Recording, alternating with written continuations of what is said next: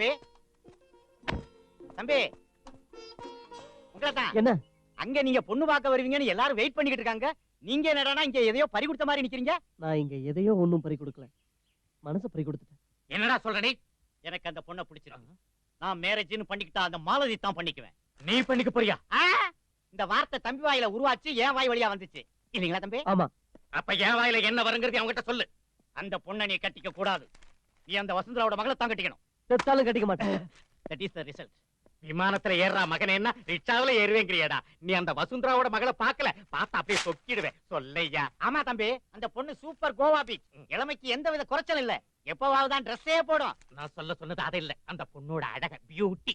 ஓஹோ, பெரிய பொண்ணு சில்க் சுமிதா, ரெண்டாவது பொண்ணு டிஸ்கோ சாந்தி, அம்மா ஹாரி சமந்தா பேக்ஸ். அவ உலக பேரடிக்கையா இருந்தாலும் சரி, நீங்க என்னதான் சொன்னாலும் நான் அந்த மாலத்தியை தான் கல்யாணம் பண்ணிக்கிறேன். டோன்ட் வரி தம்பி, உன் மேரேஜுக்கு நான் இப்ப ஒத்துக்கிறேன். நீங்க வேண்டாம் ஒத்துக்கிறதுக்கு, ஒத்துக்க வேண்டியது நான் சொல்ல போற விஷயத்தை கேட்டா நீங்களும் ஒத்துக்குவீங்க. என்னடா? Follow me.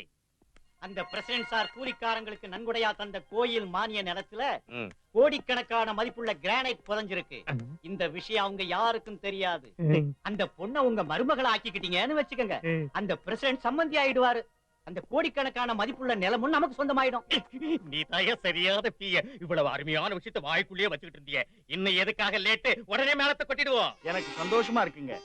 உங்களாட்டம் பெரிய மனுஷங்க எங்க வீடு தேடி வந்து சம்பந்தம் பேசுறது நாங்க பண்ண அதிர்ஷ்டங்க.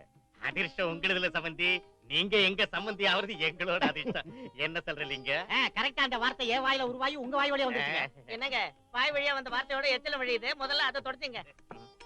ஏமா பையன் உனக்கு பிடிச்சிருக்கா? உனக்கு பிடிச்சா எனக்கு பிடிச்ச மாதிரி தான். ஏங்க நீங்க தப்பா நினைக்கலன்னா ஒரு விஷயம் கேட்கலாங்களா? என்ன?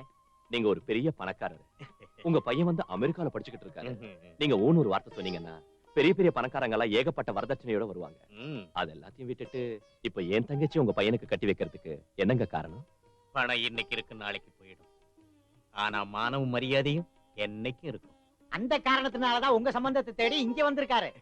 நீங்க என்னதான் சொன்னாலும் ஏதோ எங்க வசதிக்கு ஏத்தபடி நாங்க வரதட்சணை கொடுத்து தானங்க ஆகணும். எவ்வளவு வேணும்னு சொன்னீங்கன்னா? வரதட்சணையா? எழுதுறேன்.